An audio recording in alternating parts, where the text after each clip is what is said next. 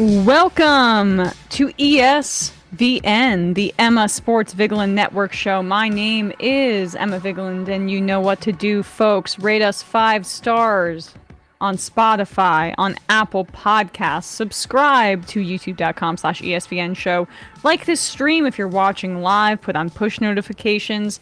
And say hello to my co-host and my friend, Bradley Alsop. Wearing a shirt with his dog on it. For the podcast audience, I'm sorry you can't get this incredible visual imagery of Tilly being adorable. I have one for each dog.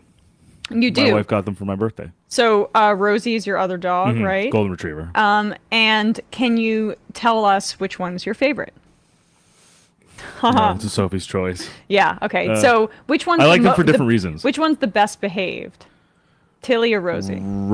Funnily enough, Rosie, because she's never known hardship. Okay, yeah. Tilly's a rescue dog, so I think sometimes she has anxiety. And she sometimes has anxiety. Tilly's smaller. I've seen you walking her. Bradley and I used to live really close to each other, so I would see him out and about on occasion. No longer. We moved like a few years ago, separate places. But the Tilly's smaller, and I mean Rosie looks like she's out of Airbud or something like that. She's a pretty model-esque golden retriever. Well, Tilly's short and stout. Yes, but I mean, don't let her hear you say that. I mean, you should never be criticizing. She knows English, body. though, I think. She does? Yeah, so sometimes when I say certain things, she'll kind of react, and I'm like, oh, no, I didn't mean it like that. So she's smart and vengeful, basically. Right. I'm like, I'm sorry about that. And sensitive. Exactly. Sounds like me. So we really don't have a ton to discuss. I've been kind of checked out of Major League Baseball. I know that the Yankees are on a slide. The Mets didn't have a terrible June, but that's really the extent of where I'm at right now with baseball. I'll probably check in a little bit later in the summer in the doldrums, but we figured we'd have some fun here and rank the teams in the NFL and the NBA and the NHL heading into the previewing the off season. Because by September, by October, these sports are going to start again. And these are the 3 sports I pay the most attention to. And so this is the Emma Sports Vigeland Network show. And that's how we do it around here, around these parts. But Bradley, will you weigh in on soccer? I'd be more excited to speak about the soccer if the U.S. had not crashed and burned like they did, which is only reigniting my case for the long overdue case of firing Greg Berhalter because he's a horrible coach, and the amount of talent on the U.S. roster and the scheme problems that they have had since Greg Berhalter has been coach, to say nothing of the real personal weirdness that has gone on with him in the context of the fact that he used to play with one of the key players can I get into this? Do you mind if I get into this? No, I do. I mean, I also realize we should probably talk about the Olympic teams a little bit for basketball as well, but go on. So this has not been this is a little bit of a older controversy, but long story short, Gio Reyna, one of the players on the U.S. men's team, his father was a teammate of Greg Berhalter's in the 1990s. So the coach and Gio Reyna's father were former teammates. For whatever reason, be it maybe personal reasons or kind of effort reasons, there was a stretch of team play where Gio Reyna was not getting out on the pitch, despite him being one of the more athletic, more gifted players on the team. Young player, good player. Gio Reyna has some particularly vocal parents, and Gio Reyna's mother knew Greg Berhalter when he was a young man as well because they were teammates. Gio Reyna's mother alleges that Greg Berhalter physically assaulted his wife when they were dating early on in their relationship, and basically wanted to use that story against Berhalter as a result of him not playing Gio Reyna enough on the pitch. And so Berhalter had to basically make a statement saying, this is public record. We did get in an argument. I was physical. It has been completely, arbitrated, and we have gotten through it. We are still married to this day. So independent of the structural concerns, the roster concerns, the gameplay concerns, he's already just he's already been in shit with this team for a number of different reasons that make it, to me, somewhat problematic for him to continue. Well, in addition to the fact that the U.S. men's national team and U.S. soccer has been underperforming on a consistent basis for quite some time. Oh, yes, 100%. And this was no different. This was a 1-0 showing against Uruguay. Uruguay, who's been playing really, really well, and actually I think has a real shot of winning the Copa America. It's just, I think the U.S. men's team, despite not performing, very well consistently in some time, there are still expectations. I mean, there are still some really good players on this team, and I think there was a lot being made of how poorly the game was officiated between Uruguay and the U.S., and I don't think there's anything wrong about that, but I think to make it only about that minimizes the on-field and off-field issues that this team very clearly has. But I don't understand why he hasn't been fired at this point, based on my just but that's cursory reading. There seems to be this systemic problem in soccer, whether it be that or the Spanish women's national team that we covered last year. And the U.S. women's team, when things were not working with their coach last year, they did fire him. Yeah. And so I don't. It's not as if there's not precedent. I almost do wonder if his status as a former U.S. men's team player is kind of insulating him, despite him just not being up to snuff as a coach.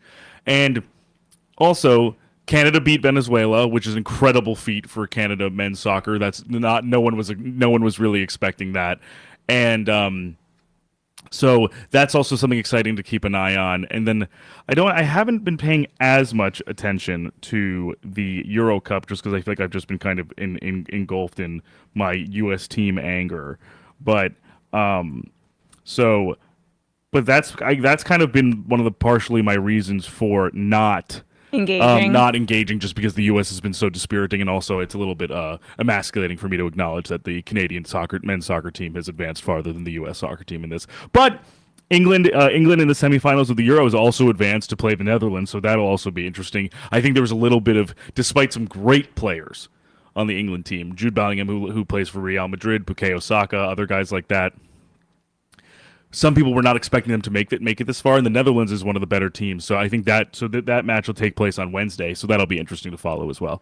But just wanted to give a little update on where I was at with that. But I think partially I've been a little bit beleaguered by the constant woes that bedevil the U.S. men's national team. Yeah, that would make a lot of sense, and I think a lot of us are also preparing for the Olympics, which will be really exciting to watch in terms of basketball, because we have the women's team, which we've covered on the show before, and their construction of their roster. Hopefully, the women take home the gold in basketball, and obviously, the United States should be heavy favorites.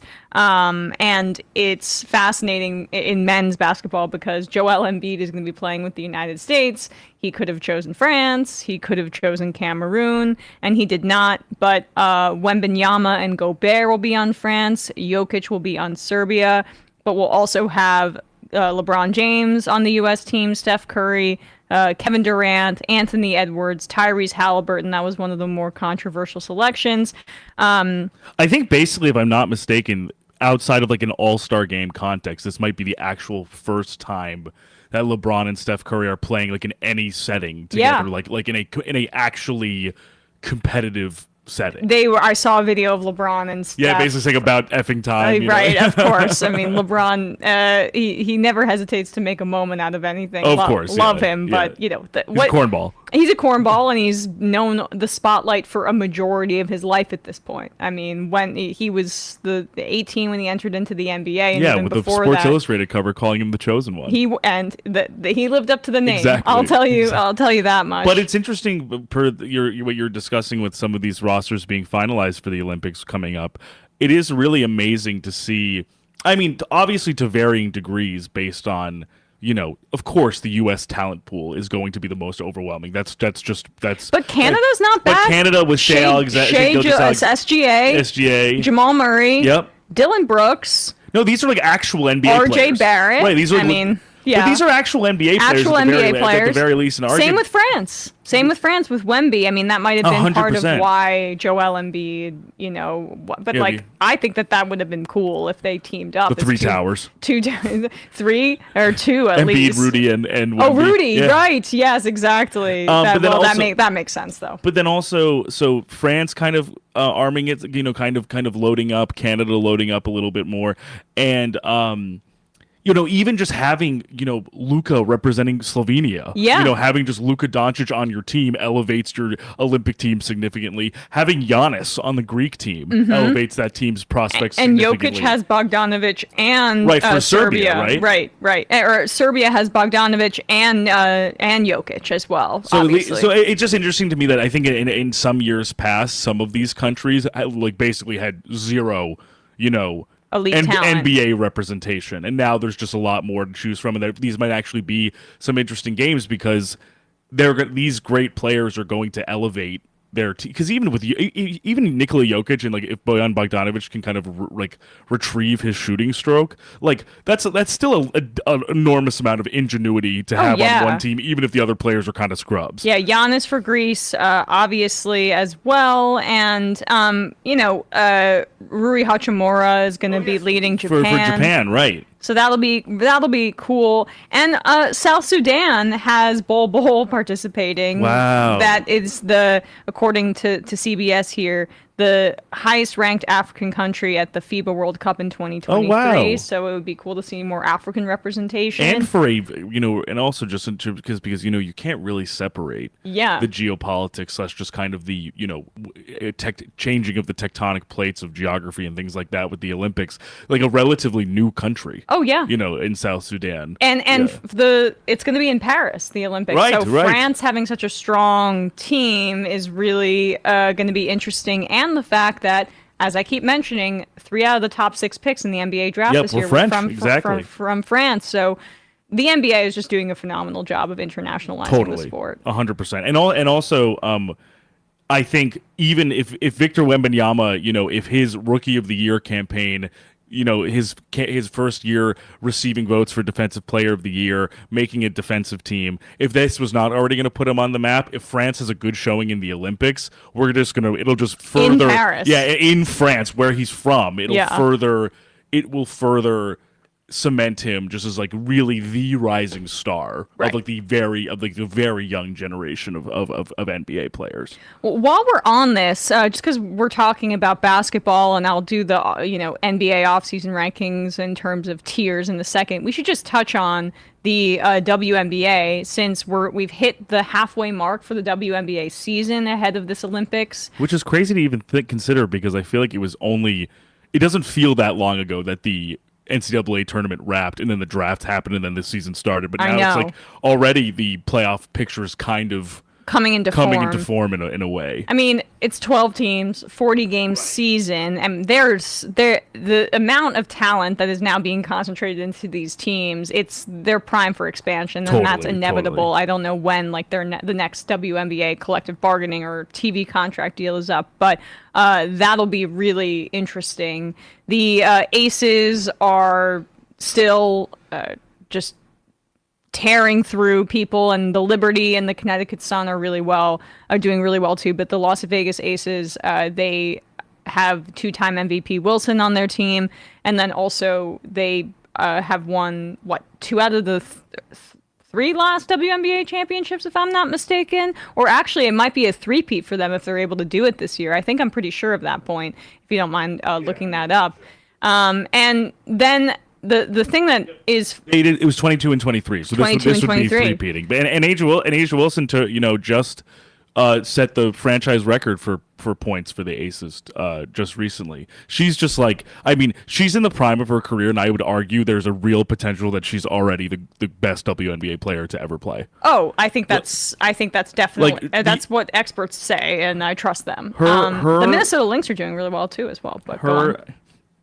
Which I feel like was not as predicted as much as the top 3 sort of being Aces, Liberty, and maybe the Sun. And Well, so, the Aces actually are in fifth, which I guess they had a little bit of a losing streak, which I was not keeping up with. It's the Liberty they lost that high profile game to Caitlin Clark, right against but the Fever, Sun yeah. have won 3 in a row, and they had an incredible undefeated start to the season, so that's part of it as well. But go on. Just to remind everybody, Asia Wilson is a 2-time WNBA champion, a WNBA Finals MVP, a 2-time MVP of the regular season, 2-time Defensive Player of the Year, 6-time All-Star, Rookie of the Year in 2018, All-Rookie Team, 3-time All-WNBA First Team, 1-time All-WNBA Second Team, 2-time WNBA All-Defensive First Team, 1 WNBA All-Defensive Second Team. She's led the league in blocks for 3 seasons, and has already has already won a gold for the women's team for the Olympics. Yeah, so she dropped 28, and that was how she became the leading scorer in the history of the Aces the other night. To say nothing of the fact that she's also a FIBA Women's World Cup MVP, won the NCAA championship in 2017, was the tournament's most outstanding player, and was the Naismith College Player of the Year in 2018. Like, truly one of the most decorated women's athletes already ever, and she is literally younger than I am. Yeah, right. So I had it wrong. I guess they've been on a win streak for a while and they're climbing back up. That's a big part of it. For the WNBA, the Liberty, they had that high profile loss to the Fever, but they've still been winning some games as well. And the Connecticut Sun maintain their top position in the standings.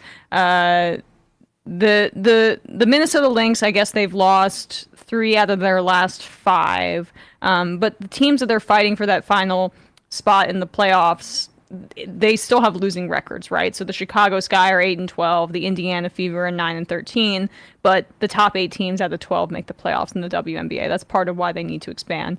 But that's where we stand now. The thing about that's fascinating is looking at these Rookie of the Year odds. It's basically a 2-person race between Caitlin Clark and Angel Reese. But I think over the past few weeks, you could really make a case that the odds should be reversed with Angel Reese being in the lead.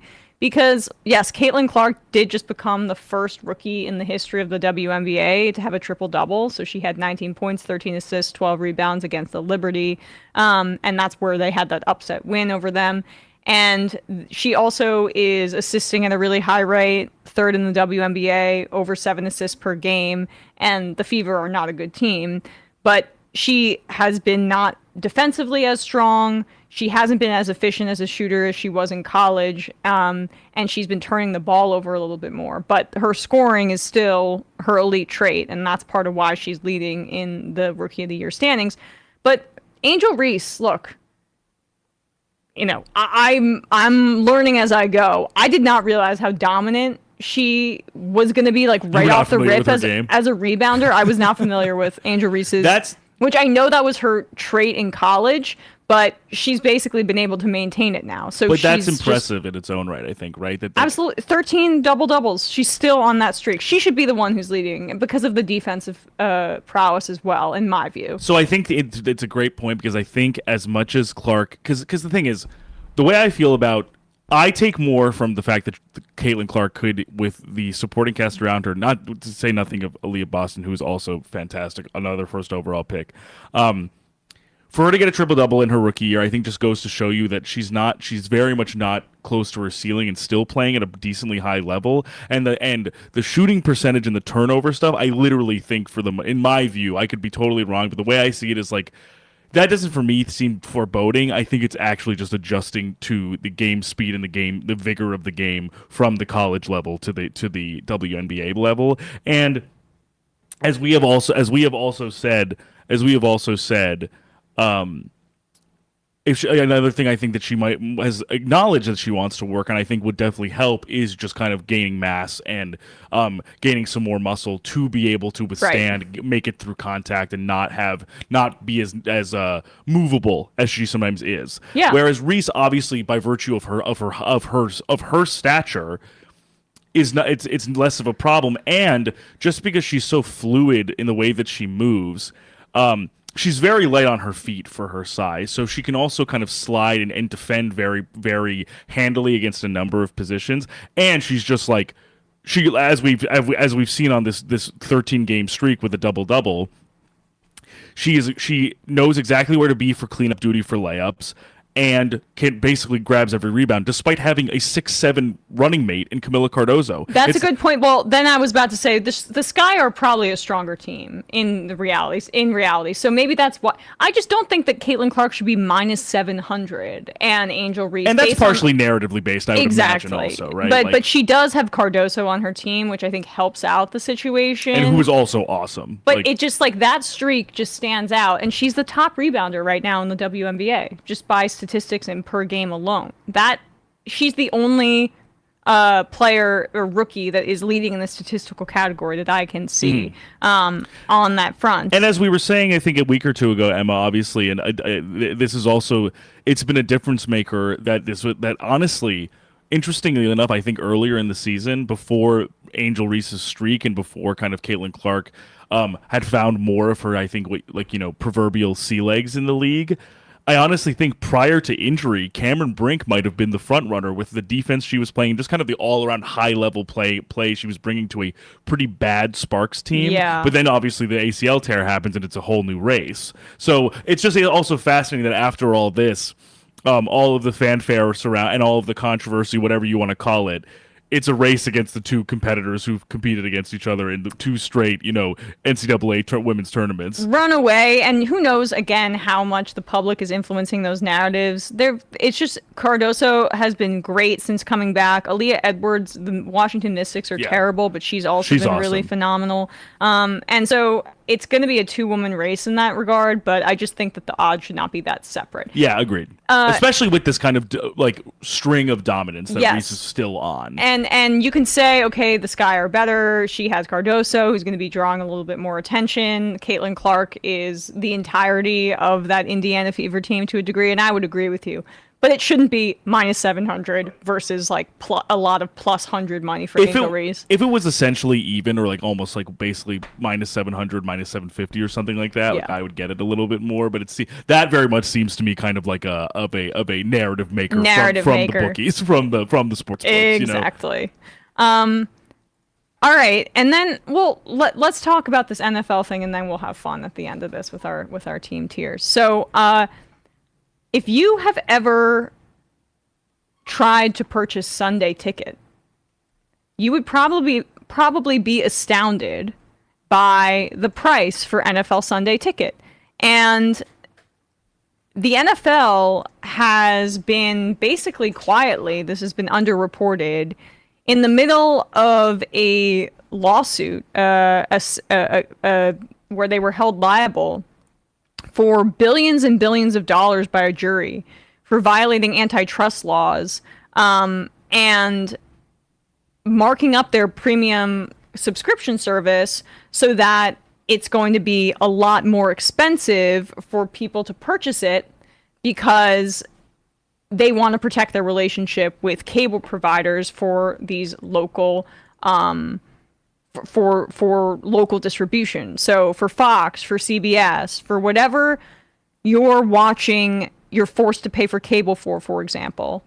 They wanted to protect those relationships. And so what's alleged is that if you wanted to purchase this product, which allowed you to say if you're a fan of the Chicago Bears, but you live in Phoenix, to be able to watch those in-market games by buying Sunday Ticket, well, they jacked up the price for that, allegedly, the NFL did, so that it would be very cost prohibitive, and that you would be unable to do so because these cable relationships are more important to them than the subscription service, which wouldn't be the bulk of their money, and this is protecting that relationship versus making all of these games available to their fans in as easy of a way as possible. And a jury found that the NFL was liable for a significant amount of money. Now, the NFL is going to challenge this in court, but here's an Associated Press article via NBC that summarizes it a good amount here. NFL hit with $4.8 billion in damages over Sunday Ticket antitrust case, reads the headline. That's a significant amount of damages. So potentially, if you're somebody that bought Sunday Ticket, you could be getting a check in the mail if this stands, but I'll get to that in a second. It seems like the NFL is going to fight this fine pretty significantly. If we could just scroll down here, Bradley, to the body of the article. A jury in U.S. District Court ordered the NFL to pay nearly $4.8 billion in damages Thursday. This was last week. After ruling that the league, or actually maybe it was the week before. Right, that's why last Thursday was July 4th, huh? $4.8 billion in damages Thursday after ruling that the league violated antitrust laws in distributing out-of-market Sunday afternoon games on the premium subscription service. The jury awarded $4.7 billion in damages to the residential class and $96 million in damages to the commercial class. The lawsuit covered 2.4 million residential subscribers and 48,000 businesses who paid for the package of out-of-market games from the 2011 through 2022 seasons on DirecTV. The lawsuit claimed the league broke antitrust laws by selling its package of Sunday games at an inflated price. The subscribers also say the league restricted competition by offering Sunday Ticket only to one satellite provider. That's also key. DirecTV. You couldn't get Sunday Ticket if you were outside of DirecTV. And if you were even had DirecTV and paid for it, it would be at an inflated price because they wanted to protect their relationships with cable providers and not have people cut the cords or cut the satellite, to be a little bit more specific. The NFL said it would appeal the verdict. The appeal would go to the Ninth Circuit and then possibly the Supreme Court. Now, the Supreme Court has to agree to hear the case. This is a fairly significant judgment, so perhaps they would, but only a fraction of cases that get appealed to the Supreme Court get heard every year.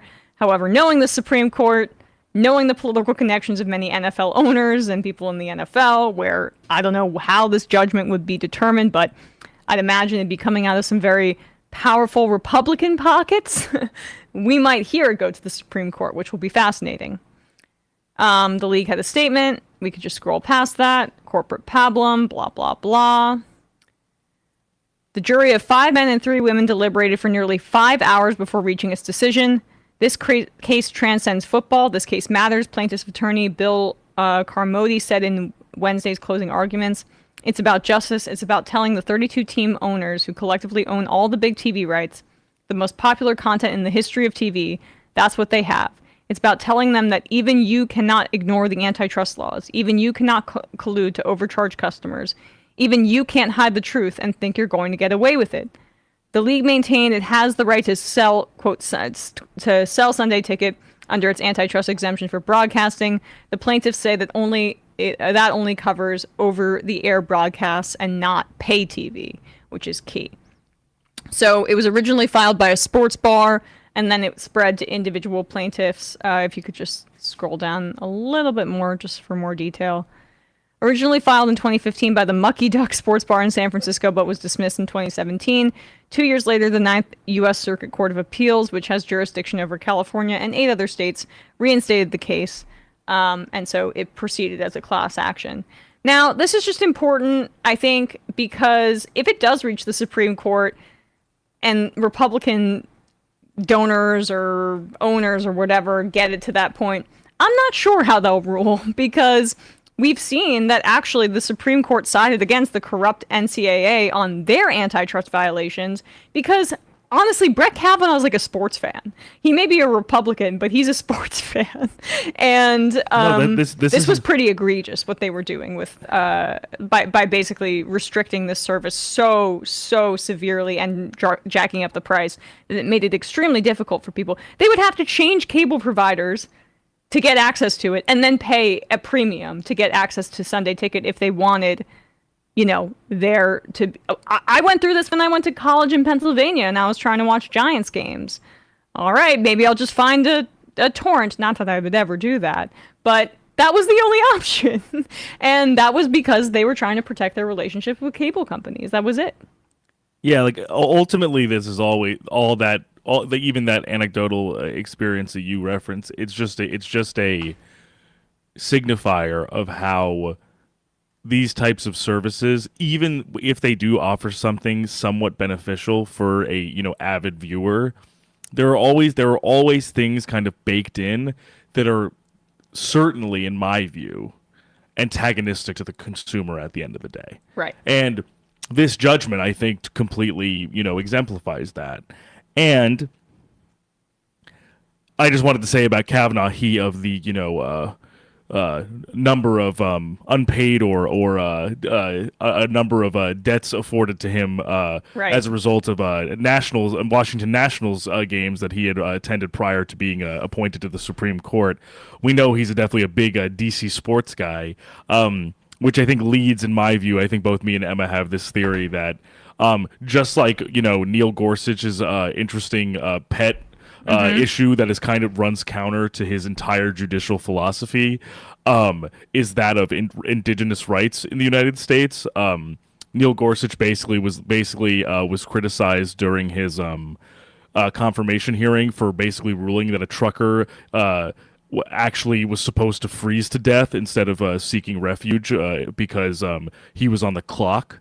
But anything that comes up in regards to the rights of Native Americans, he is always the most judicious, scathing critic of people trying to upend or infringe upon indigenous people's rights. So too does Brett Kavanaugh have a similar disgust towards amateurism and people in the sports realm getting bilked in any way. So I can't predict the future, but if this were to make it to the Supreme Court, I wonder if Kavanaugh would lend a sympathetic ear to the consumers and not bars. To the NFL and sports bars. Because honestly, I think that's the thing is that this. They don't really care as much about the consumer, but they care about the businesses, That's right. The small businesses. Exactly. And you think Brett Kavanaugh wants the mucky duck, even if it's in liberal hellscape San Francisco, to struggle to put games on? No.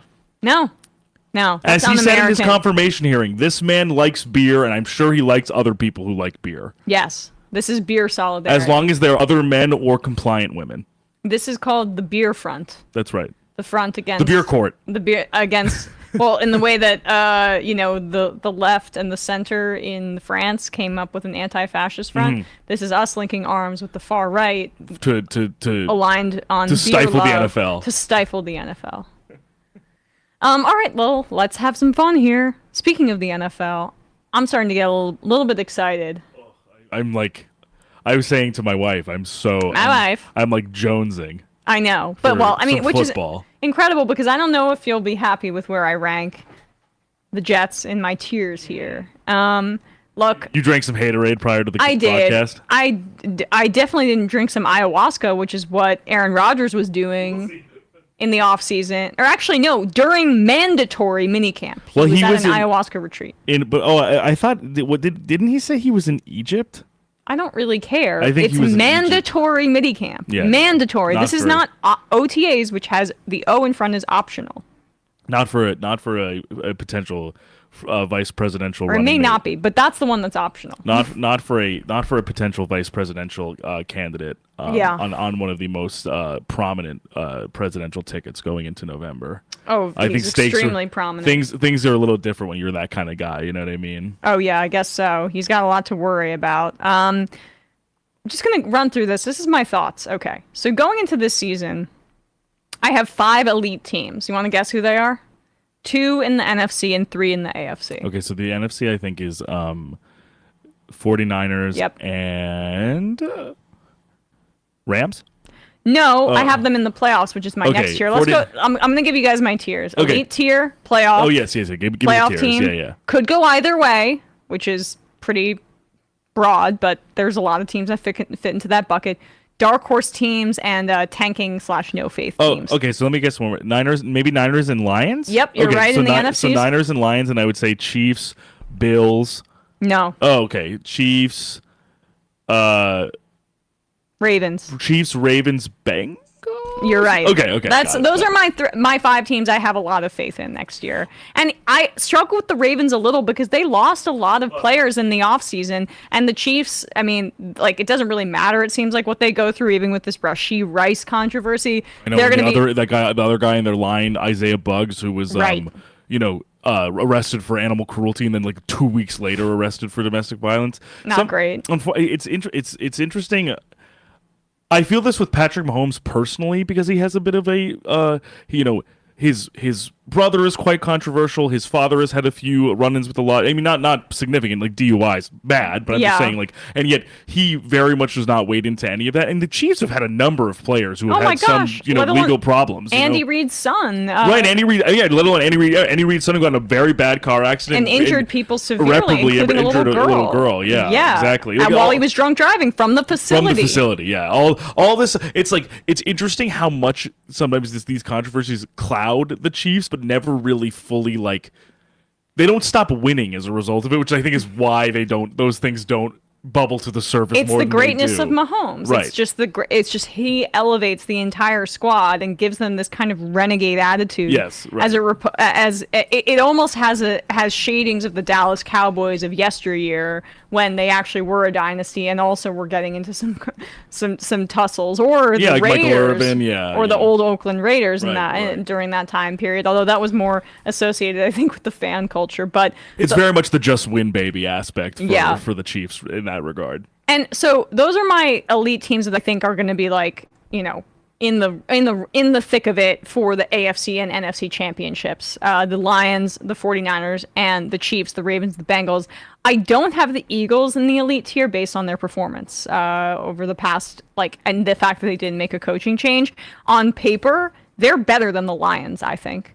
On paper, they are a stronger team than the Lions in the NFC, and I think very highly of the Lions overall. But I think that the Eagles have it on both lines, defensively, offensively. Their corners are older, but they did just draft the kid out of Toledo. They drafted two secondary players who I think very highly of. Quinyon Mitchell from Toledo and then Cooper DeJean from Iowa. Yeah, who I think, they just keep reloading with the best players that I see in the draft. They just seem to always make the right decision from a front office perspective, which is what they needed, because their secondary was easily the most manipulable unit on their not necessarily the corners, and they got CJ Gardner-Johnson back from the Lions. That's part huge, of right. The corners weren't as much of the problem. It's more just, I think, James Bradbury and Darius Slay. Slay still had a pretty good year, but Bradbury, you're relying on two corners who are over 30. There's going to most likely be a drop off in play. So Mitchell and DeJean, I think, will be a helpful balm for to kind of assist with any wear and tear those guys may have for Bradbury and Slay. But also, my concern is just still their linebacker and safety core was easily the issue that they had the most, because that led to them not really being able to stop the run at all, or even the Bucs in that playoff game were able to kind of do whatever they wanted based on them being targeted. So, but their roster is strong enough that they should be able, with a better coach, to move past it, but I don't have faith in Nick Sirianni. Yep. They have a new defensive coordinator there. I understand that, but I just feel like Vic Fangio, right? Vic Fangio. I think it's Vic Fangio and Kellen Moore for the Eagles now, in those two coordinator spots. Yeah, I don't. So that'll be interesting. I'm not to see. huge on Kellen Moore. I don't really get the hype, but yes, that I have them in the playoffs, but I don't necessarily think that we can put them in the elite tier based on what we saw last year. Yeah, that's fair. Green Bay Packers, I feel like could move into the elite tier this year. They have everything they need on paper on defense. They switched up their defensive coordinator. They got the Boston College head coach to come in. Jeff Hafley, yeah. Yes, and if Jordan Love is just a little bit more consistent, you can have some health in their wide receiver room with the addition of Josh Jacobs behind that offensive line, which did play well, especially towards the end of last year. I have the Packers in the playoffs easily. And if all of these young receivers, if any or all of them, Romeo Doubs, Christian Watson, Dontavian Wicks, Bo Melton, these guys, Malik Heath, if they all in one way or another take even a tiny leap, yeah, it's and to say nothing of the tight ends in Luke Musgrave and Tucker Kraft, these are. It's an incredibly young pass catching group, but all of them already had all shown flashes in one way or the other, with another year under their belts. And they were headed to the NFC Championship if Jordan Love did make that stupid pass, and exactly. The 49ers just were the better team, I think. But Jordan Love, I think, probably learn from that mistake. They beat up on the Cowboys, who are not in my playoff teams tier, by the way. I see an implosion, but I said that last year. We shall see. I have the Rams as my final NFC playoff team. Packers, Eagles, Rams. And then in the elite tier, the 49ers and the Lions.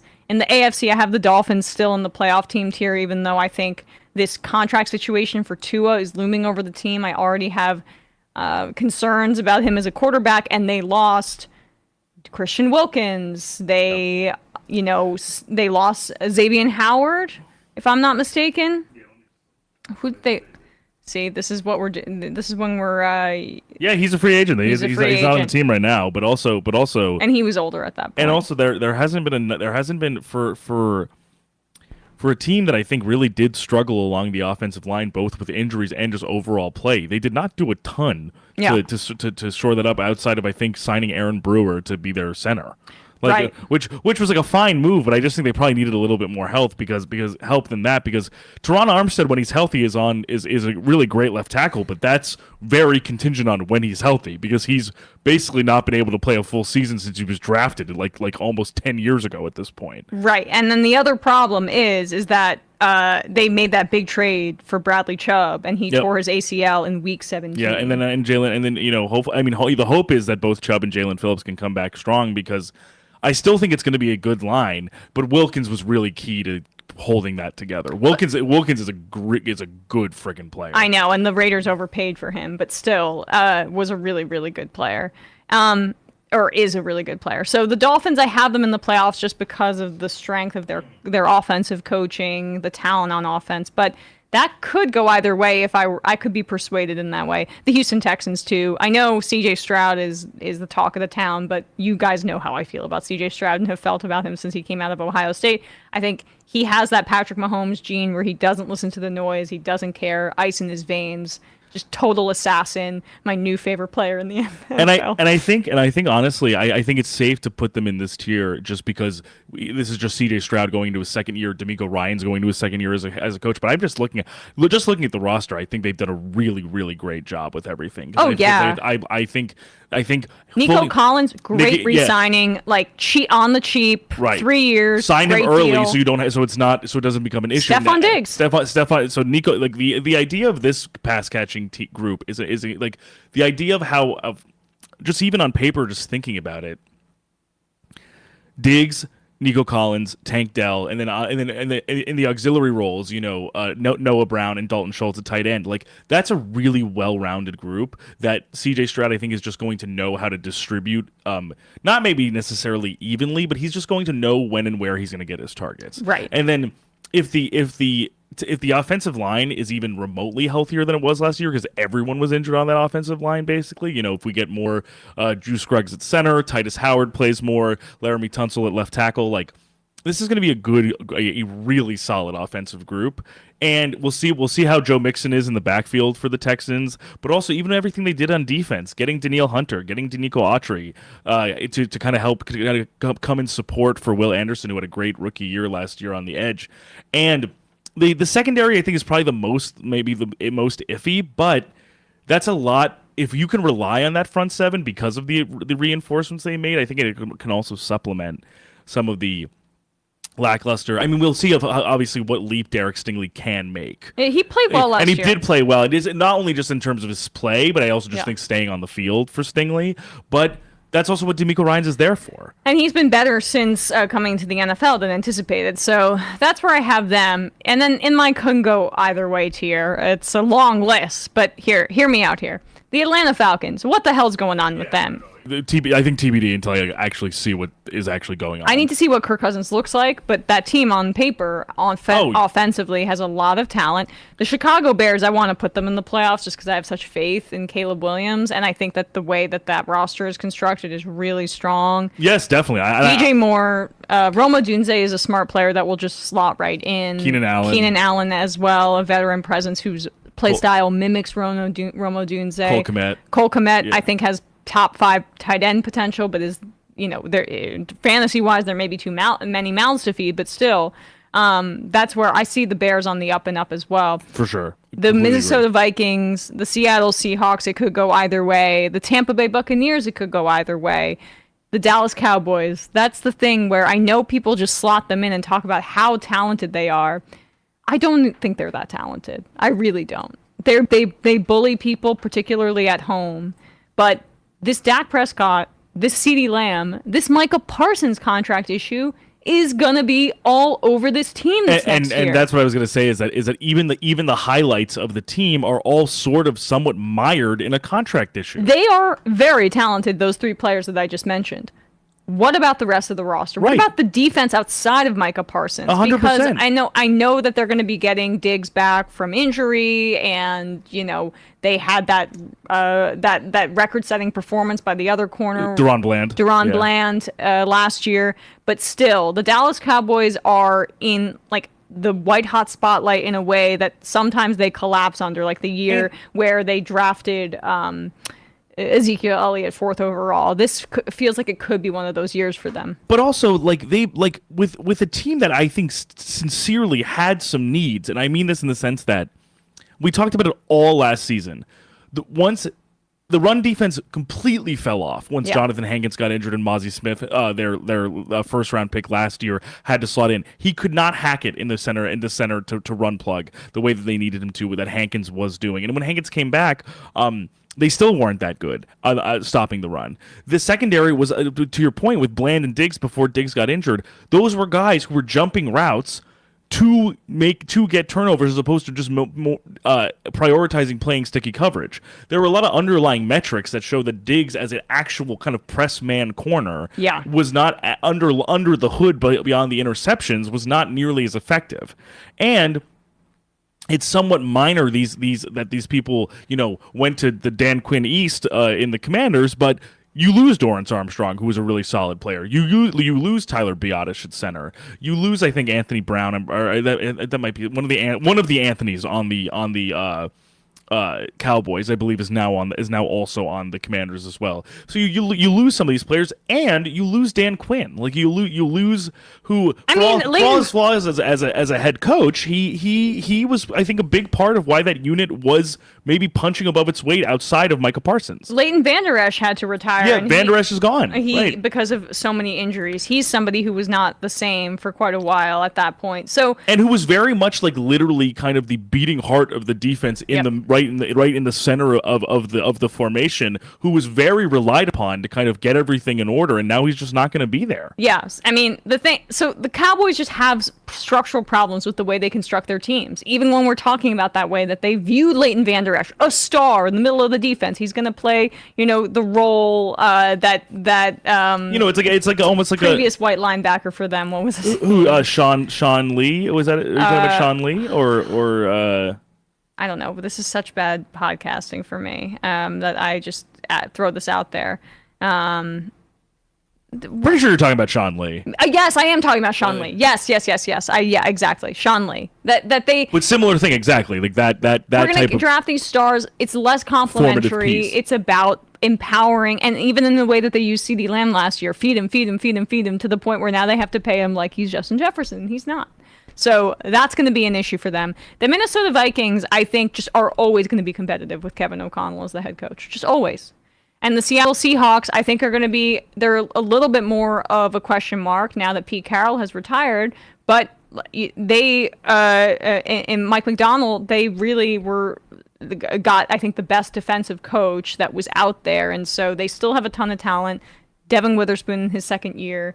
They've improved the interior a bit. Geno Smith can play and sling it, and he can play well. They still have talent at receiver, and the NFC is just weaker than the AFC, so I think they could slip into the playoffs easily. I also think two things about both, so about the Vikings and about the Seahawks is I think the Vikings are in a great spot because honestly, the roster is well constructed, but if it's either Sam Darnold starts a few games and they put it over to JJ McCarthy, or JJ McCarthy starts. It's kind of a revamp year anyway, so any success that they could have, which I think they actually are still very capable of, even though J.J. McCarthy is a rookie or Sam Darnold has, cycled through a number of different spots in his career, they fortunately have the best receiver in the league to throw to, alongside, a very good tight end in T.J. Hawkinson. Aaron Jones now in the backfield for them, which I think will be great. If the line is healthy, Brian O'Neill, Christian Darrisaw, are very good on both ends of the line. Hopefully, you can get better play from Ed Ingram at guard. And the defense, I think, with Brian Flores still there, second year in a row, will right, punch above its weight just because Flores is that type of coach. Flores is that type of guy who is going to use guys like Andrew Van Ginkel, who came over from Miami, Jonathan Grenard, who came over from Houston, to the most basically how to maximize their advantages in his scheme. Yeah. And then for the Seahawks, I think even if it might take a little bit of growing pains to adapt to the Mike McDonald scheme after kind of operating in the Pete Carroll world for a long time, McDonald is a really, really smart, talented up-and-coming coach. I think he's going to get the most out of a lot of guys that maybe we didn't see as much from. Like I could see an improvement for Boye Mafe in terms of his sack numbers. I could see both Reek Woolen and Devin Witherspoon making big leaps. I could see Byron Murphy having a great rookie year. I think it's going to be interesting to see what he does as a head coach, if he can kind of follow the DeMeco Ryans mold of kind of seeding the offense to his play caller while really, really shepherding the defense. And I think that's a decent recipe for success. And if they do exceed expectations, it wouldn't surprise me.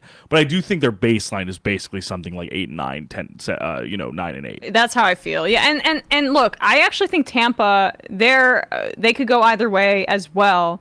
But they've been able to retain some of their better players. I think it's going to be year 2 of Baker Mayfield in this particular system. I also just really bet on them more because I think so little of the NFC South. But in the AFC, the Cleveland Browns, they could go either way. I think that they have a lot of bust potential because of the way that Deshaun Watson has looked. I think that is essentially in a similar vein, just with I think a little bit less fanfare surrounding the controversy after kind of the initial controversy surrounding the Deshaun Watson trade.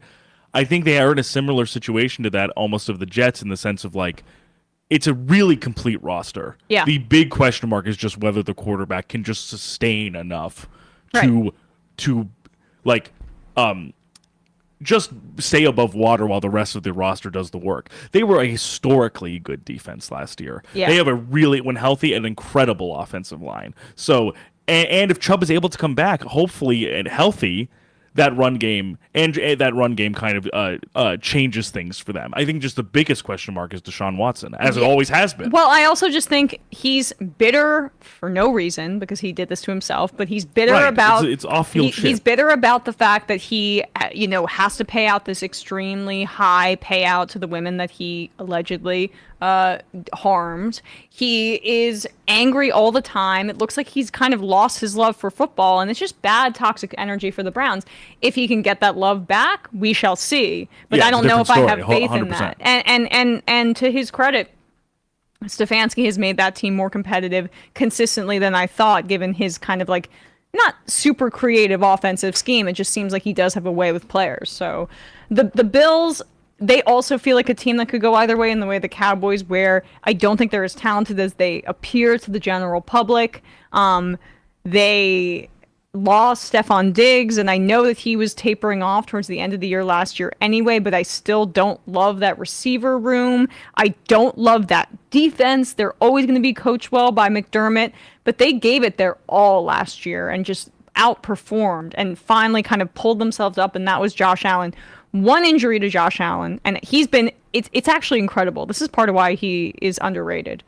He's never injured. Even for how he plays, he's never injured. He's so physical, and he never is out of the game. I mean, knock on wood a million times. I know. But he's to your point, he's for his size and for how he plays, he's incredibly durable. And for what they asked for him to do. He's so crucial to their success. The usage and also just how emphasized he is in the offense. He's so integral. Right. He that offense. It's similar to almost a little bit. It's almost a Burrow level as well, in the sense that the offense, the nucleus of an offense, more than I think. Of course, the quarterback does provide in that realm for many teams, but I think specifically for like the load that Joe Burrow and Josh Allen carry, it's significant. I think even more so for the Bills and the Bengals. Yeah, the Jaguars, another dark horse team. I think that they could bounce back this year, and I think a lot went wrong for them last year. 100%.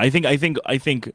two things I think are really important, or maybe three things for really important, because I do ultimately like the moves that the Jags made on defense. I think the Eric Armstead signing was very smart for them, especially for what they need.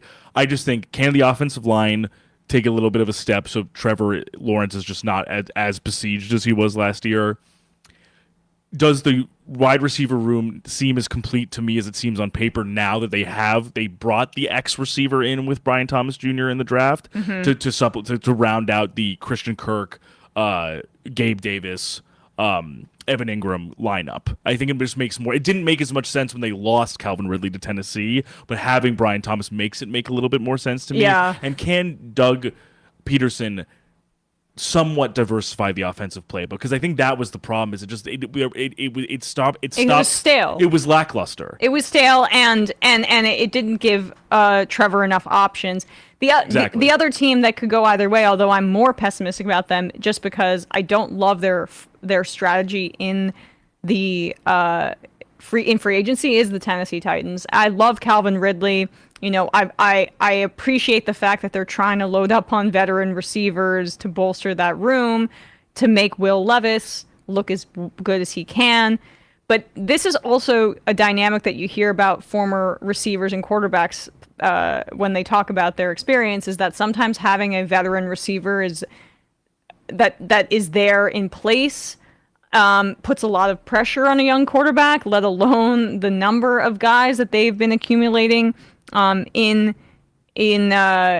Tennessee. I just have my concerns a little bit that they're putting too much pressure on. Tyler Boyd, they also signed, but DeAndre Hopkins, obviously, with both D-Hop and Ridley there, it's a lot of mouths to feed for a young guy that has some issues with accuracy. And it's been discussed a little bit on the but it was interesting. I listened to, on the Athletic Football Show, I listened to Robert Mays both discuss the Titans' outlook, like lingering questions about the season, but as well as he also spoke with Brian Callahan, the new coach. And I think one thing I think will be very telling is just how the run game goes with Tony Pollard now that Bill Callahan, Brian's father, is now the offensive line coach in Tennessee, right, as opposed to in Cleveland. And Callahan is kind of the architect of the run game wherever he goes.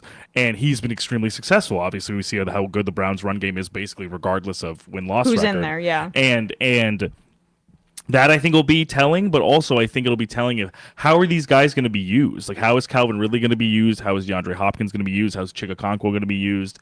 And there's a lot of questions, I think, even on the defense, where they traded for L'Jarius Sneed exactly. from the Chiefs, who has a knee issue, right. So some question marks there. The middle of their defense, outside of Jeffrey Simmons, like they have Harold Landry, but at linebacker. But I don't know. I mean, Tavondre Sweat, that's a bit of a question mark. We shall see. But yeah, I mean, I think that the Titans are question marks. Have some question marks. The Pittsburgh Steelers will be my other team that is in the AFC, and the Chargers, who could go either way. People have more confidence in the Chargers than I do, because I hate their roster. And have hated it since, like, Tom Telesco has just gave out these massive contracts. But the thing is that Harbaugh does whip those guys into shape. I don't think everyone's saying 10-7 season automatically because Harbaugh's there. I don't know if that's the case. But the Chargers at least are going in the right direction. The Steelers, another interesting team. They could go either way. Russ versus the incredible upside of Justin Fields, if they can teach him to be a little bit more surgical in the pass game. And quarterbacks aside, for the most part with Pittsburgh, I trust the run game because of how they looked, even with just Jaylen Warren in the backfield for the most part. I think the run game is going to be good. The offensive line played pretty well, and that defense is just going to be solid, potentially top 10 level. Just by Tomlin design alone. That's just kind of, for me, that's almost sort of foretold in a way. So I think it's just their ceiling is completely contingent on what happens with at the quarterback position and what Arthur Smith can get out of those guys. But I do think that both guys are not really traditional pocket passers. Right. They want to have movement. They want to do play action, and that's perfect for Arthur Smith's skill set. So I actually do think the Steelers will make it back to the playoffs this year. Now, these are my 4 dark horse teams. The Arizona Cardinals, they played better than expected with a roster that was not supposed to be competitive at all last year. All the schematic stuff was sound in a way, but I think on defense and offense, and especially on defense, it was like these guys had no players on defense. And I mean, outside of Buda Baker, basically. Look, the NFC is not as strong as the AFC. Now, the NFC West is fairly strong, but could I see the Seattle Seahawks like falling off earth on offense because Geno Smith maybe just regresses or something like that? Could I see there be some growing pains with that Seattle team and having the Arizona Cardinals move up a little bit? Yeah, I could see that because Kyler Murray's going to be back. They're hyping up Marvin Harrison like he's the second coming.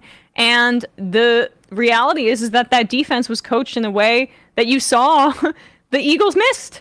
And even though it seemed like he was a total clown and Kendall Roy 2.0. No, Gannon proved me wrong, at least for the moment. Coached the defense well. Yeah. And also goes to show you both coordinator spots for Philadelphia. You know, Shane Steichen goes to a much more middling roster. They lose Anthony Richardson early in the season and almost make the playoffs with Gardner Minshew behind center. The Cardinals show much. They're my other dark horse. The Cardinals shows much more ingenuity on offense and defense than anyone would have anticipated, especially with Kyler Murray not fully healthy. Yeah. And look at what happens to the Eagles' offense and defense without Gannon and Steichen there. Yeah. They both kind of regress because of a lack of creativity. Yeah. And so I completely agree with you. And also the big thing for me, too, is I just am really impressed with the job already that Monty Austinford has done as GM for the Cardinals in being somewhat safe and collecting a ton of picks. But Paris Jackson already looks like a pretty good left tackle for them, only going into his second year. A number of guys on that offensive line played pretty well despite being relative unknowns.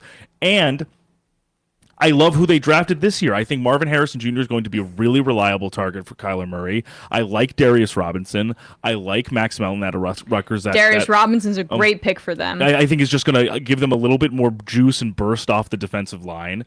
I like Max Melton in the corner for them, another really great athlete out of Rutgers. And I like Isaiah Adams, who the most interesting thing about him as a prospect, and Jonah Williams at right tackle, Jonah Williams that they signed, which I think is also just going to totally shore up that spot, which was not nearly as no one playing that position last year was nearly as high impact as Jonah Williams will be for this team. Right, and they have Trey McBride at tight end, who's been great, who's been really good, and who has a real connection with Kyler Murray. Yeah, and Isaiah Adams, who in the lead up to him being drafted at Illinois, he played tackle and was horrible.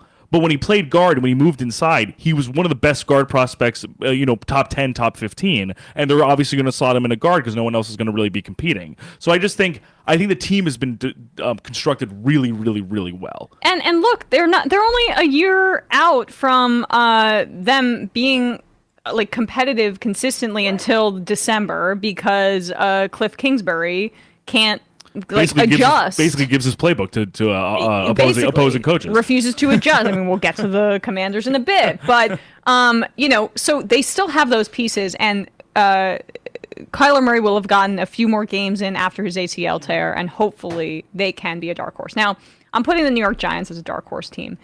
They are only 1 year out from making the playoffs. And I know that, LOL, Daniel Jones. I follow the Giants pretty closely. He seemingly is making pretty seamless progress in his return from the ACL. Some might say Danielle LOL Jones.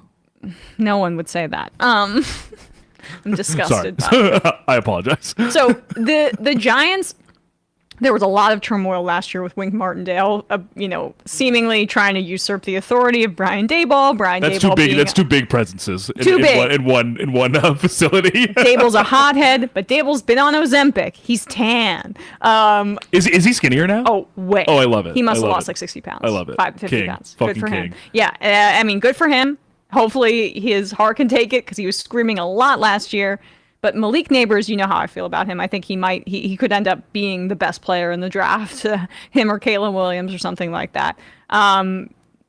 Maybe the best receiver, him or Marvin Harrison, right? The Giants have a sneaky good young receiver room, as is. Wan'Dale Robinson is really underrated in his ability when Daboll can get him in space. Daboll is taking play call duties back. The Giants have really strong offensive minds, I think, when Daboll is more involved in the play calling. And then they were able to get Shane Bowen over from Tennessee to play more complementary defense and actually be somebody who works under Daboll as opposed to working in competition with Daboll. I think there was a lot of dysfunction there with Wink Martindale. Very much deserving, I think, in the past, a head coach opportunity, but not really having gotten that opportunity and perhaps stepping over the line a bit in what he was doing and not necessarily adhering to what Daboll was doing on offense. Daboll wanted to play complementary football in that way. So I also just have a lot of faith in Tay Banks. Year 2, he's one of my favorite players on the Giants already. And I do think, frankly, we didn't even mention Saquon Barkley on the Eagles. That's how little I care. Saquon Barkley, I do think was holding this offense back. And I know that's counterintuitive. I know a lot of people would say that doesn't make any sense. He's so talented. He's such a great athlete. They were too dependent on him. The Giants needed to be more dependent on the pass, and I think that they'll be able to do so this year. And they also got some guys in free agency, in Illuminor, and others on the interior of the offensive line. It just does hinge on Evan Neal. He's been slow coming back from injury. We shall see. But Illuminor low key is one of my favorite signings, just because there are not many offensive linemen that are at sort of his tier for that type of contract. Kind of just like a single digit contract, not super long term, and he's a very serviceable, good player. Yes, and he can slot in anywhere. And that's basically what they need, because honestly, just some of the guys that they were trotting out there, not really for any. I mean, it was a depth problem, but it was just a lot of guys who didn't have a lot of experience and had to be slotted into these roles, like McKeithen or Ben Bredesen or these guys like that, sort of just kind of like third or fourth tier guys having to start. Bredesen now on Tampa, I believe. And John Michael Schmitz had a rough year starting last year at center. I just think there's only really, I think Schmitz is a smart player, and I don't think he's going to have as rough of a year with more, time to grow and develop and with more tread on his tires. So I think there could only be room to look up for the offensive line.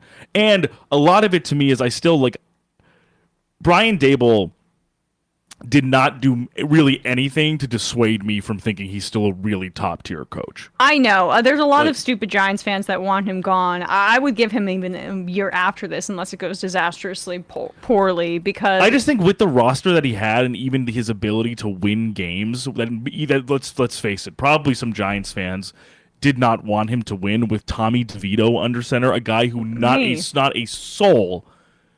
Truly, I think he was not a guy that any scouts really projected to ever start a game in the NFL. No, he's undrafted. And Daboll won games with him. Yeah, that's a testament to his coaching. I think so too. And then my other dark horse team is the Denver Broncos, who could actually have their crap together now under Sean Payton. Yeah, we shall see. I think it'll be interesting to see if any of the Russ Payton stink is now gone. And if he Denver can program Bo Nix to be his robot, that's really what he wants. All right, so teams I won't spend too much time on. Tanking, Carolina Panthers, Washington Commanders, or no faith, really. The Raiders actually may be tanking because they really wanted Michael Penix, and they just got surprised by what the Atlanta Falcons did, as the rest of us did. They were like the one that did not make the musical chairs for the quarterbacks. Yeah. The New Orleans Saints I have no faith in. I hate their roster.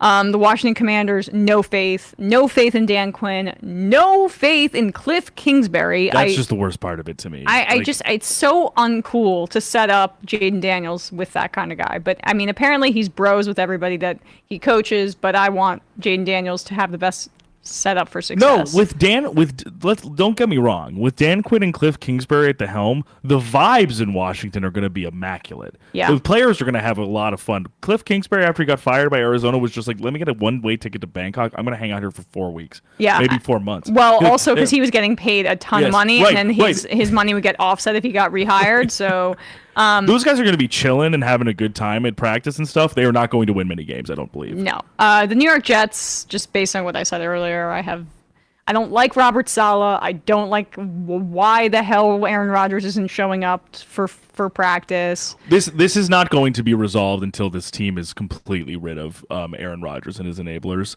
and either that ends in them actually having success, or it's completely disastrous. And I know which way I'm leaning. Yeah, we'll see. I like the draft. They could go either way in reality, but I can't say I have faith in the Jets. I like the draft. I like the draft. I loved the Olufoshanu pick. I think he's going to be a great player for them. I appreciate that they went with offensive line instead of a more shiny offensive piece. I think some of the signings make sense despite them being a little bit of a gamble, just because Mike Williams is not consistently healthy. Tyron Smith is not consistently healthy. John Simpson had one good year of offensive line play on the Ravens. Prior to that, he was a Raiders cutoff, basically. And I don't know if that's more a symptom of how amazingly the Ravens coach up these players, or if it'll have the same impact with the Jets. And at the same time, and the other thing that I really can't express enough, Nathaniel Hackett's still there. Yeah. This guy who has presided over some of the worst offenses in the last 2 or 3 years in the NFL is still there. Well, he's bros with Rodgers, so they couldn't get rid of him. Couldn't get rid of him. And this is my point: is that this entire situation with the Jets, good, bad, and different, is not going to move to another stage until Aaron Rodgers is gone and everyone that enables Rodgers is gone. Yeah, I kind of feel similarly. It would be a funny story, though, if they exceed expectations. And then the other one is the New England Patriots, who I don't even think are going to start Drake May. No, I think that's the right thing to do. Yeah, I mean, he's both raw and they both have a terrible offense. Yeah, no, they have like. I feel bad for Gerard Mayo. I mean. No, there's not a whole lot you can do, but at the end of the day, I think Mayo was always kind of seen as the heir apparent to Belichick in a number of ways, played for Belichick, kind of was one of the architects of his defense. I think the defense will be good. The defense is usually going to be good in New England. Right. Christian Gonzalez will be back from injury. Christian Barmer's a good player. Like, Kyle Duggar's Kyle back. Duggar, yeah. They have good players on defense. The offensive line is most likely going to be one of the worst in the league. They lost Trent Brown. Trent Brown's now in Cincinnati. And I think Jacoby Brissett, just because Jacoby Brissett is Jacoby Brissett, will be able to kind of keep them above water, but there's not a lot of good players there. Their best receiver is probably Kendrick Bourne. That's not saying a lot. It's not great. So, all right, let's move on. We'll just rapid fire through the NBA and the NHL here because we've been covering them for a bit, but I did go through this thought exercise for both leagues. All right, elite tier in the East. You can guess. Who are the teams that are going to be competing for the how many did you Eastern Conference Final? How many did you put? I put 3. 3, okay, for elite. Celtics? Mm-hmm. Bucks? No. Okay. Celtics? Did you put Knicks? Mm-hmm. Oh, my God. Well, of course. The Knicks are the second best team in the East. Celtics, Knicks, Sixers. Yes. Okay, cool. Okay. I just feel like I think with the offseason moves and kind of what we've seen, I think that makes sense. I think the Celtics are still, until further notice, the best team in the league. I think the Knicks have made it so that they've kind of emulated a strategy to make where teams are successful, i.e. having that wing depth and youth and that wing versatility that the Celtics have. And then the Sixers have 2 of the best players when healthy in the NBA, and then this like incredible up and coming speedy right, guard and Tyrese Maxey. I think, and I was saying this, I think we were talking about the George signing, is that I think a starting 5 with basically those 3, and then like D'Anthony Melton and Kelly Oubre or whatever the case may be, is a really great starting 5. Yeah. And if that can sustain, and they let go of Tobias Harris, some of the dead weight on the team. And as we were saying last week, also Tobias Harris for Paul George swap is just like an instant upgrade. Totally. Like, it's just, can they stay healthy? Yeah, that's all it is. Yeah. And then to in the West, the elite teams I have here, they're more. There's 4 if you want to guess. It's pretty easy to guess. Nuggets. Yeah. Even though they were a bit on the bubble because they lost KCP and Reggie Jackson went to Charlotte. The roster's a little different than from 2 seasons ago. Yeah. But I agree. Nuggets. I put OKC. Nuggets, Thunder, Wolves. Nuggets, Thunder, Wolves, and then Mavericks? Yeah. Right? I have to put the Mavericks in there, and they have Clay. I think Clay is a huge addition, even if he's just, as we were saying, even if he's just literally standing in the corner and shooting. Well, and maybe I was being generous, because again, I didn't love their team construction, but they had these 2 superstars who were elevating them. You can't not put them in the elite tier after they just made the finals. But on paper, I like the idea of Luka of Luka, Yeah. Clay, and Kyrie. I think it works. And the Wolves just have this incredible defense that if they're able to put together a little bit more on offense, they could be in the championship. We mentioned the Nuggets, and then OKC.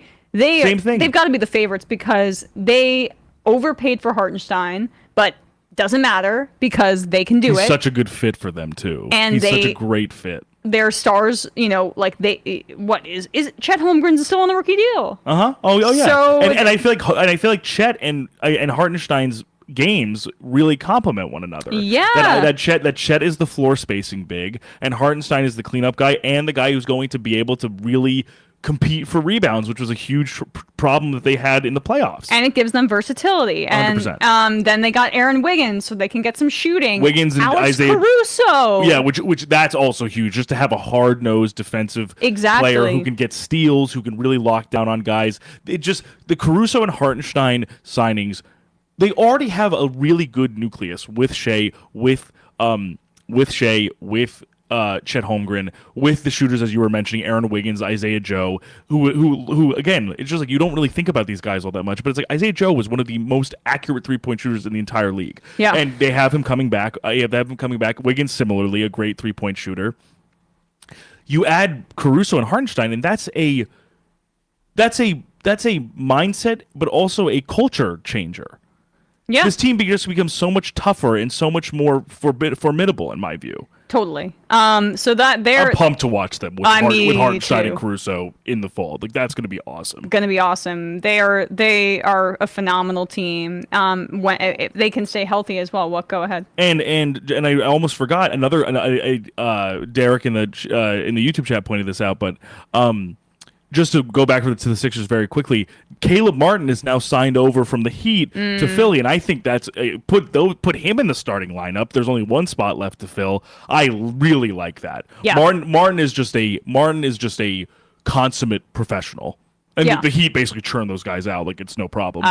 But so adding him to that, I think he will be a very, very high end supplementary offensive and defensive option for the Sixers as well. Absolutely. In terms of teams that are making the playoffs, I have the Bucks. I have the Magic, who we wax poetically about Kentavious Caldwell-Pope going over there, being a perfect, two-way guard, exactly what they need. And they just extended Franz Wagner, so that is and Banchero is still on his rookie deal, if I'm not mistaken. So yeah, I think that makes sense. I'll double check, but I'm pretty sure. Yeah, they're still though. I thought that they were a really exciting team in 1 year of that under their belt, and then they finally get a guard that can distribute and then also play defense. That's pretty exciting. Yeah, he was first overall in 2022. He's definitely on his rookie deal. Yeah, still. Yeah, it's got to be the case. The Bucks I have in the playoffs, but you know how I felt about their age and then their lack of defensive prowess. They are just a little too old for my liking, and I just don't like Doc Rivers as a coach. Sorry. And then the Indiana Pacers, obviously, I think they're going to make the playoffs, but I still have my questions about their game and Tyrese Halliburton and if he can take that next step. Pascal Siakam, the fact that they got that extension done is really key, but do they have enough? We shall see. And then in the West, I have the Grizzlies making it back. I think the Edey pick was a bit head-scratching, but that, this draft, it was a lot about beauty is in the eye of the beholder, and I think with John Moran coming back healthy, they should be able to make it this year. I also have the Warriors in the playoffs. I know that sounds silly, but I just can't rule them out until they give me a reason to rule them out. I also think there's still a chance that they obtain somebody before in free agency or in via trade or whatever. I don't think they're like fully done just with Clay moving on. I don't think so either. And we know that there's still going to be players on the move. There's still players up for trade as well. I mean, whether it be Lauri Markkanen or others. Brandon Ingram, yeah. And then in the could go either way tier, I have the Cleveland Cavaliers, who I've had my concerns about their size in the backcourt and just the lack. And Kenny Atkinson, I think, is a good coach, but that's a question mark. That's my I think. Not necessarily putting an arrow either way. My big question is just.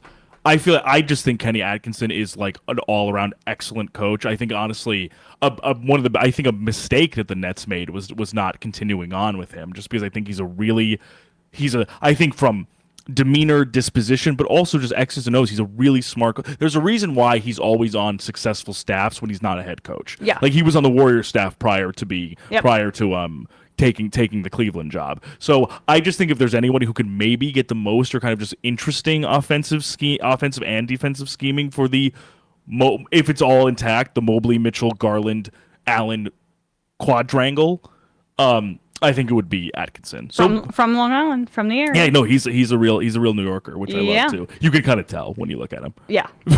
Miami Heat, no contract thus far for Butler. I mean, I think that they really don't. Their team's on the decline as well, but it's just like they're always competitive. In the West, the Clippers, losing Paul George is huge. Harden, short-term extension. Is that enough? And also, we don't really fully know what's going to happen with Kawhi Leonard from a number of angles. You know? Right. That's what my feeling is. I can't believe Kawhi Leonard's going to be able to make it through the season until I see it recently. The Lakers, that's a health question as well, and an age question, and the same team construction questions that we've had before. The New Orleans Pelicans and JJ Redick, talk about question marks though, just in terms of coaching. Redick, yeah. we just don't know how that's going to play out. I think. And I can't say they're going to make the playoffs. Right. I mean, and I shouldn't have even put the Warriors in there, to be honest. But I was like, I can't put this many teams in the I don't know tier. And the Phoenix Suns, I just hate the way they play basketball. No, I think so.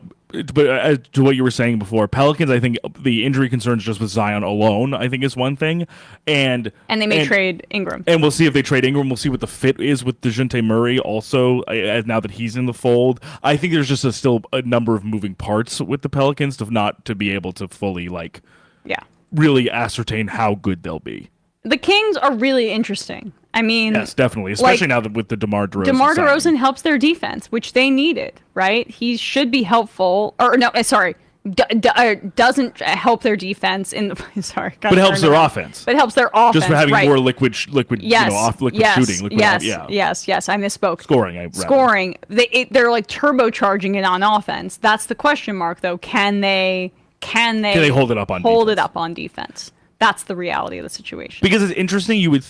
I think there's something to be said about how do all the pieces fit together on offense with the trio core of Sabonis, Fox, and DeRozan, because Fox is also decently on ball, kind of has a little bit of DeRozan's game in that he does a lot of stopping and popping, mid-range work, driving into the lane type of stuff, but it's two guys who can really score, and I think Mike Brown is a really good offensive schemer. So I think he's going to be able to find ways to get them open and also have them work together, even if it's like one of them being more off ball than the other. Right. And DeRozan, I just think, is also going to benefit from escaping from the doldrums that is the Chicago Bulls franchise. We'll get to them in a sec. They are not a dark horse team. I have the Raptors as a dark horse team. I know that they're kind of trading. They traded OG Anunoby, obviously, and Pascal Siakam. They made it clear that they were rebuilding.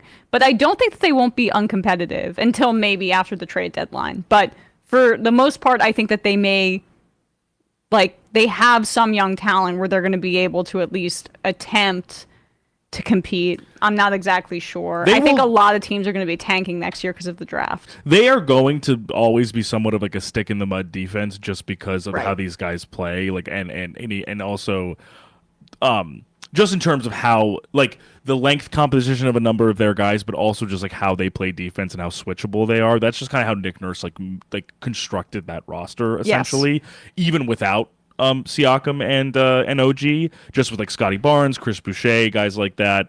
Barnes, I think, hopefully can have a little bit of a more fervent bounce back, just because he had a great Rookie of the Year campaign and then kind of dropped off a little bit. I still have faith in Scotty Barnes, but I just think it's almost the other question than the Kings, which is I trust the defense. I just have no idea how many points this team can score. Yeah, they're not the darkest of horses. The darkest of horses, the two ones that stick out to me are in the West, are the Spurs and the Rockets. Oh yeah, I agreed. The Rockets were at 500. Ime Udoka, despite his issues, is a really good head coach. I think that he led them to their first winning season in years, and they have the ability. They could be a team that surprises some people.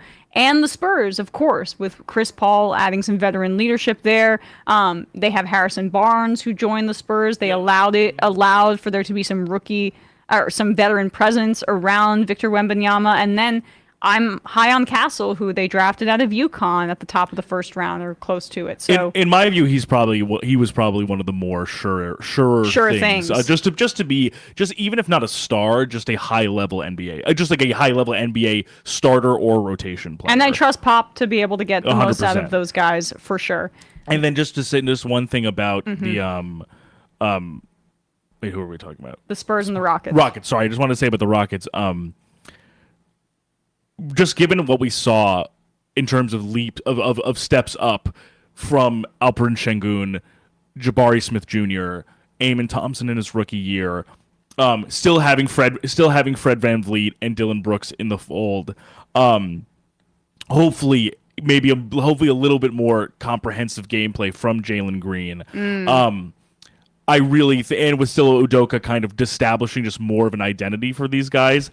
I think the Rockets really have a chance to kind of burst out onto the scene a little bit more than they did even last year. Yeah, I think maybe the progression is that of a team kind of like almost like OKC-esque in a way of just sort of like everything kind of coalescing properly. Right. That would have to be the case. Right. And then tanking no faith, the Wizards, the Hawks, the Pistons, the Nets, the Bulls, the Hornets, the Blazers, the Jazz, who are openly shopping Lauri Markkanen. No need to save a ton of time on them. This is just like the garbage eating. I mean, the Nets, the Pistons, the Wizards, like the Bulls, bottom feeders. Even the teams in the West that are bad are better than those teams. It's just also a lot of them have similar characteristics, which is just like poor management, poor coaching, and draft misfiring. Yep. The Hornets have been at the bottom of the draft a lot of times, and nothing has happened. Brandon Miller is, I think, going to be a very good player, but like that's one of many. That's one of many misfires, you know. And same goes for the Wizards. Denny Avdija was playing pretty well for them. He's not even on the team anymore. They traded him to Portland. Yeah. And the Nets I also think are purposefully. Yeah, I think sending out Mikal Bridges, stockpiling the picks. I think they're re-signing Claxton to have just some continuity. I think I see what they're doing and it makes sense. I don't think they're trying to be actively competing for a playoff spot. And right, Wizards, Hornets, Pistons the same exact thing we were talking about last week, which is just like this team is just criminally mismanaged. These guys just get stockpiled these early round picks and nothing comes to them because they're not developed. It's crazy. It really just is incredible how the Bulls, they kind of remind me of the Dallas Cowboys in the way. Well, I mean, at least, but that wouldn't make sense because the Bulls are not competitive in the regular season. But these are like teams of yesteryear with incredible history that just have not made any gains in the past 20 or so years. Because the stagnance with the Bulls is borderline senseless. Staying with Billy Donovan for this long after the kind of the returns being not maybe if not consistently the same, I would say somewhat diminishing. Yeah. Vucevic and Levine are still there toiling with not an inability with anyone there to kind of figure out what to do with those guys now that, and also I think with DeMar DeRozan leaving for Sacramento, that big three can, I think, now fully be concluded to be a pretty catastrophic failure. And Kobe White played pretty well for them last season, but that's not enough for me to think that anything is going to really change because, you signed Patrick Williams to this significant deal where that's still a real projection of what he can do. He has not really shown himself to be worth the contract that they gave him. And also, to not get any picks, to basically have a straight up 1-for-1 Alex Caruso for Josh Giddey trade between them and Oklahoma City, that to me is essentially waving a white flag. Yeah, it is. Of course it is. All right, we got to run, so I'm going to run through the NHL and then we will get out of here. I said we had less to talk about. This is fun though. This is all. I just love talking about rosters and shit. So. All right. I mean, the NHL. Look, in the elite tier in the East, we've got the Florida Panthers. They retained Sam Reinhart. They re-signed Anton Lundell. They still have that roster, of course, the defending Stanley Cup champions, the Florida Panthers. It's similar to Celtics almost. It's just like I just think until further notice, they're the best team. Yeah. The New York Rangers, despite all of their offseason woes and the fact that they couldn't get rid of Jacob Trouba because he was making things difficult, as is his right because of his wife's residency, I still put them up there. They're the President's Trophy team, even though I have my concerns about the roster. In the West, you've got to put the Edmonton Oilers there. It's hard to say, okay, elite, I don't know, but I did like what they did in the offseason, and I liked Chris Knobloch and what he provided to that team, even when I think on paper they were not as strong of a team as the Florida Panthers. They showed incredible resilience. They got Jeff Skinner on a cheap deal. Stewart. No. Wait. No. Oh my God. They got Jeff Skinner. You're kidding me. They did. They did. So now it's going to get worse. I'm going to say it the other way. You're not going to know who I'm talking about. I can't believe. I know. That was Pavlovian to me. I hear you say Jeff Skinner in the context of the Oilers, and I just assume because I say Stuart Skinner. I say Jeff every single time. All right, the Colorado Avalanche, awesome. They still have to be elite for me, even above the Vegas Golden Knights, because the Knights lost, the Marchessault, and they've had some issues. The Avalanche has that elite core of McKinnon, Rantanen, and Cale Makar. Having one of the best, 3 forwards and one of the 3 best defensemen already makes you, I think, pretty up there. And the Avalanche, I still think, are an elite team. The playoff teams that I think will make it, look, people are counting Tampa out. They did lose Stamkos, and I know that he had a good year, even though he's older. But man, they did retool on the fly, and yeah, I love the Gensel signing. I think the Gensel signing is really good. Gensel allows them to get a little younger, and I just never count out the Tampa Bay Lightning. Look, the Toronto Maple Leafs will make the playoffs, and that'll be that. Yeah, I was gonna say Well, we can leave it there. You'll be happy to know that I have the Devils making it back. I think that they get back this year with that trade for Markstrom. Dougie Hamilton will be healthy. They had some issues with health last year, and I think Lindy Ruff was also not really the answer. Sheldon Keefe is an improvement on Lindy Ruff, and I don't love Sheldon Keefe. Yeah, but Lindy Ruff, I hated the signing when they did that. I saw what he did to this Rangers defense when he was the defensive coach for the team. I think he'll be an improvement.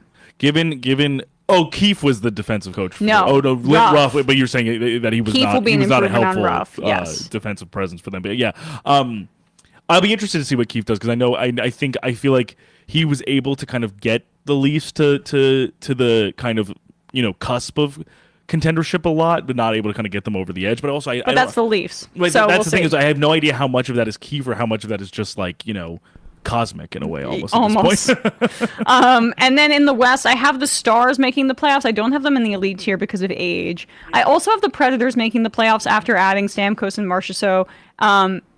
But I will say, I don't know if I would have them in the playoffs next year. I have some questions about the age and term that the new general manager Squirtle, aka Barry Trotz. I say that affectionately because I respect Barry Trotz, but he looks like Squirtle. A lot of term for older players. No, it's definitely a kind of put your chips in the middle of the table. Let's see. Which seemed a little early for the Predators. Yes, I agree, 100%. But we shall see. I still think they're going to have success, though. The Canucks still in the playoffs, and I still have the Knights in the playoffs, even though I know they've lost some key players. Now, could go either way. I actually have the Carolina Hurricanes down here. Look, this team, there's only many times you can knock at the door and not get anywhere. And then lose 2 major defensemen, Brett Pesce, who went to the Devils, and Brady Shea, who went to Nashville. And you lose Gensel. And they lost Gensel, who was key to them advancing past the Islanders, who I also have could go either way. Although, oddly, I almost like the moves the Islanders made more in the sense that I know that Anthony Duclair is injury prone, but they needed just more skill at forward. So they overpaid a little, but if he can be healthy, the Islanders just do have a good system. And then Duclair, I think, will fit well within that system. He's a hard-nosed, hard-working, hard-charging player. Yeah. I loved him on the 22, Panthers. I thought he was so crucial for them. And he was on the Rangers before, and I loved him then. He's been bounced around the league on shorter-term deals because of his health. But I think maybe he has a home now in New York. And on Long Island, hopefully he can settle in.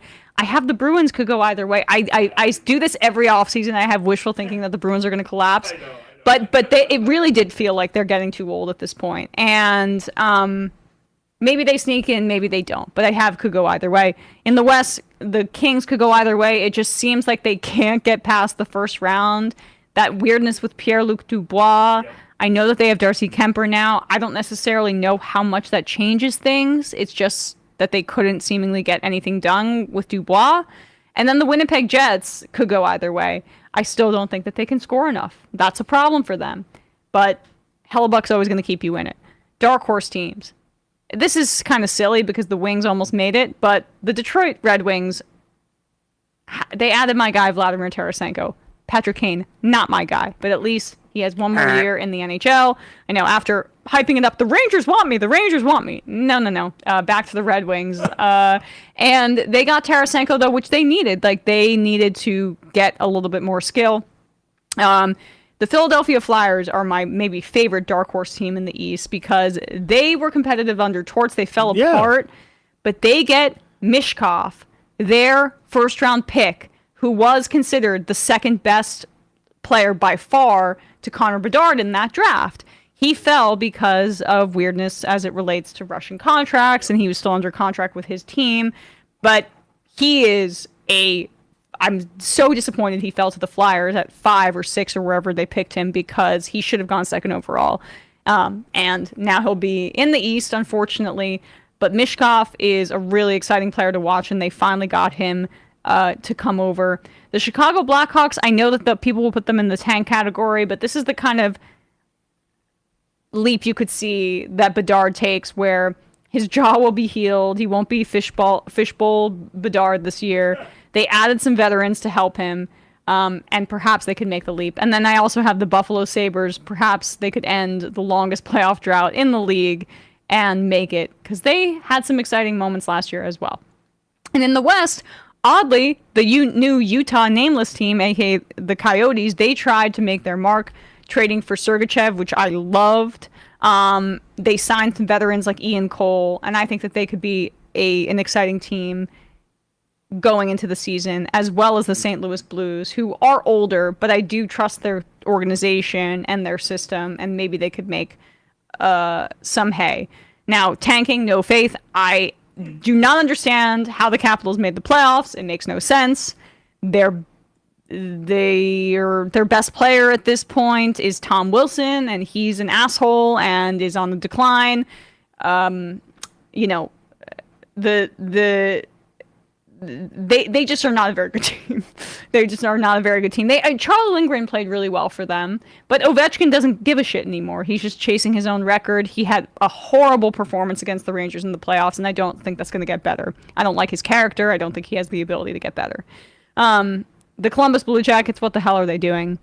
The Pittsburgh Penguins are trying to retool on the fly. They signed Kevin Hayes, who's a slower center.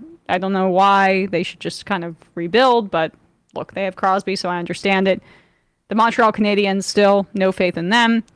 The Minnesota Wild, feels like things are collapsing for them, and they might be selling at the trade deadline next year. The San Jose Sharks, look, they were able to get Celebrini under contract. That's good. They have Will Smith coming in, lots of young talent, but still. That's very much like if anything is better, it's gravy type of thing. Exactly. For them, you know? The Anaheim Ducks, whatever's they're doing. The Calgary Flames, whatever they're doing. Yeah, a lot of these teams, I think it's interesting you're saying is like, Zegras aside, because there's obviously a chance Zegras just stays in Anaheim, I feel like it is true that a lot of these teams are going to be like, these teams kind of in the seller portion, I think can definitely be sellers very quickly if things don't really pan out. Yeah. Like if there isn't like a Canucks level kind of resurgence for one of these bottom feeding teams, I just think there's just gonna be a fire sale. All right, folks, with that, we went long. We will see them next week. Tomorrow, yeah. Next week. But tomorrow for the majority report. Sorry we couldn't get to IMs today. I'm losing my voice.